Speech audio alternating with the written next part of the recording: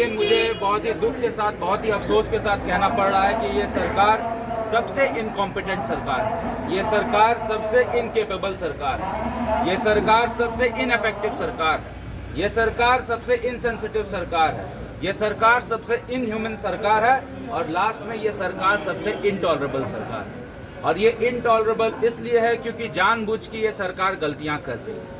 आज युवा सड़क पर हैं। आप देखिए कि नई नियोजन नीति नियमावली रद्द हो गई। आज हजारों हजार युवा जो हजारीबाग में प्रदर्शन कर रहे हैं, रांची में प्रदर्शन कर रहे हैं, सिर्फ यही मांग कर रहे हैं कि हमारी नियोजन नीति ठीक से बने। और ये सदन जो है वहाँ पे माननीय सदस्य द्वारा लॉ मेकिंग का काम होता है। उसमें हम लोगों ने मानसून सत्र में सरकार के संज्ञान में कई चीज़ों को लाया जो नई नियुक्ति नियमावली में त्रुटि थी। उदाहरण के तौर पर मैंने अपने विधानसभा प्रश्न में भी कहा कि क्या सरकार आर्टिकल 14 और 16 का उल्लंघन कर रही है, नहीं कर रही है। सरकार का जवाब आया और जब सरकार का जवाब सदन के अंदर आता है तो इसका मतलब ये ऑफिशियल जवाब होता है। सरकार ने कहा, क्या कहा? सरकार ने कहा मामला भारतीय संविधान के अनुच्छेद 14-16 के अनुरूप नहीं होने का मंतव्य विधि विभाग द्वारा दिया गया। यानी कि लॉ डिपार्टमेंट ने पहले से आगाह किया था ये सरकार को कि ये नई नियोजन नियमावली जब कोर्ट पे जाएगी तो वो निरस्त हो जाएगी, और वैसा ही हुआ। सरकार ने आगे क्या कहा? सरकार ने आगे कहा कि विद्वान महाधिवक्ता के विधिक परामर्श के बाद हम लोगों ने नई नियोजन नियमावली को पारित किया। अब विद्वान महाधिवक्ता ने ऐसा कौन सा विद्वान वाला बात कहा कि ये नई नियोजन नियमावली 1 साल के अंदर ही धराशायी होगी? इसका ये परिणाम निकला कि आज युवा सड़क पर हैं, सारी नियुक्तियां रद्द हो गई है। वहीं आप देखिए कि ये सरकार 1932 के खतियान के नाम पर या ओबीसी के नाम पर सिर्फ और सिर्फ राजनीति कर रही है। 1932 का खतियान पूरे प्रदेश में लागू हुआ नहीं है। आज सरकार जोहार यात्रा शुरू कर दी और हर जगह चीख चिल्ला के बोल रही है 1932 लागू हो गया, 1932 लागू हो गया। लेकिन वास्तविकता ये है कि विधि विभाग ने, वही विधि विभाग जो नई नियोजन नियमावली में सरकार को आगाह किया था, फिर से खतियान पे ये कहा कि ये 100% रिजर्वेशन खतियान के आधार पर हम प्रदेश में नहीं दे सकते हैं। विधि विभाग ने ये अपना मंतव्य दिया है सरकार को। सरकार क्या करेगी? सरकार फिर से विधि विभाग के इस मंतव्य को ठुकराएगी। राज्यपाल के पास जाने का प्रेशर आपको पता है 2 दिन से सरकार कर रही है। फिर राज्यपाल जब बिल को वापस करेंगे क्योंकि ये नियम संगत नहीं है तो सरकार कहेगी ये राज्यपाल भाजपा के इशारे पे काम कर रहे हैं। अपनी नीतियों को कैसे ठीक करे इस पे सरकार गंभीर नहीं दिख रही है।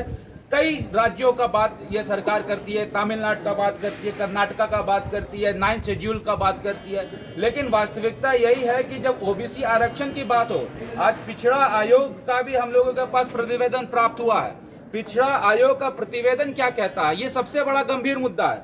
पिछड़ा आयोग का प्रतिवेदन कहता है कि माननीय सर्वोच्च न्यायालय द्वारा स्पष्ट किया गया है यदि राज्य सरकार 50% आरक्षण सीमा से अधिक आरक्षण व्यवस्था लागू करना चाहती है तो राज्य सरकार को निर्णायक परिणात्मक आंकड़े क्वांटिफाइएबल डेटा पर आधारित होकर अर्थात सरकारी सेवाओं में पदों का आरक्षण 50% से अधिक विशेष परिस्थिति में बढ़ाया जा सकता है।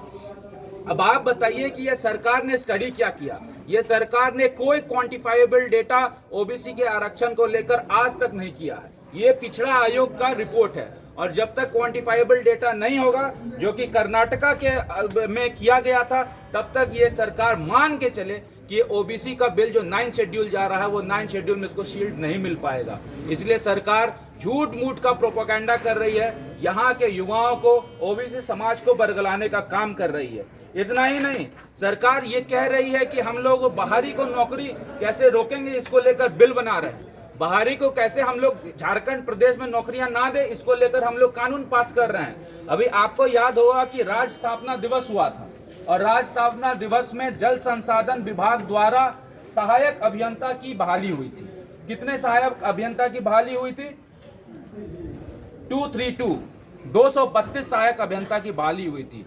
अब आपको आश्चर्य होगा कि यही अबुआ सरकार, यही सरकार जो कहती है कि स्थानीय को कैसे नौकरी देंगे, उसमें अनरिजर्व कैटेगरी में 65% बाहर के लोग थे। कहाँ के लोग थे? मैं आपको पढ़ के दिखाता हूँ, आपके पास भी शायद आंकड़ा होगा।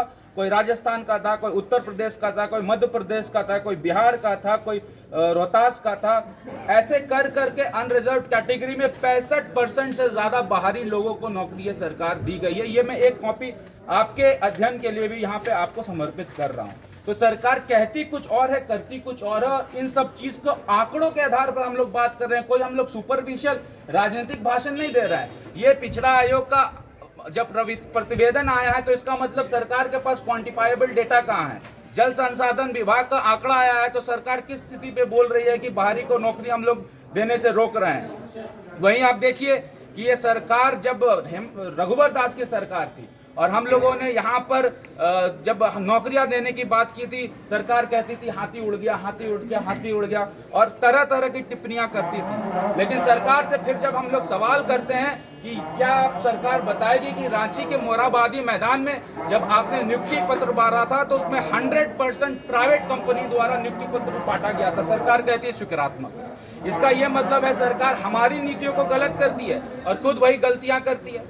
उसके बाद सरकार से मैंने पूछा कि सबकी वेतन का एवरेज कितना था, 10,000 से कम था और बाहर के राज्यों में सबको भेजा गया, सरकार कहती है स्वीकारात्मक है। तो आप बताइए कि जो काम भारतीय जनता पार्टी करती है तो उसको सरकार नकार करती है, और वही काम जब हेमंत सोरेन की सरकार करती है तो वो बहुत अच्छा काम है। तो इन सब चीज़ों को लेकर जितना भी मंतव्य जो सरकार की तरफ से आता है, जो सरकार का वक्तव्य होता है, उससे हम लोग 101% इत्तेफाक नहीं रखते हैं। ये सरकार युवाओं को ठग रही है, ये सरकार खतियानी को ठग रही है, ये सरकार यहाँ के जनता को ठग रही है। और आने वाले दिन में मैं गारंटी और दावे के साथ कहता हूँ कि सरकार एक भी नौकरी नहीं दे पाएगी। सरकार सिर्फ और सिर्फ उलझुल तरीके से 2 साल और अपना पास कर देगी। जैसा भानु प्रताप शाही जी ने कहा कि जब ईडी का डंडा चला तो आपको याद आया 1932 का खतियान, ओबीसी का खतियान। ये सिर्फ और सिर्फ प्रोपेगेंडा है, राजनीतिक स्टंट है, इससे ज़्यादा और कुछ नहीं।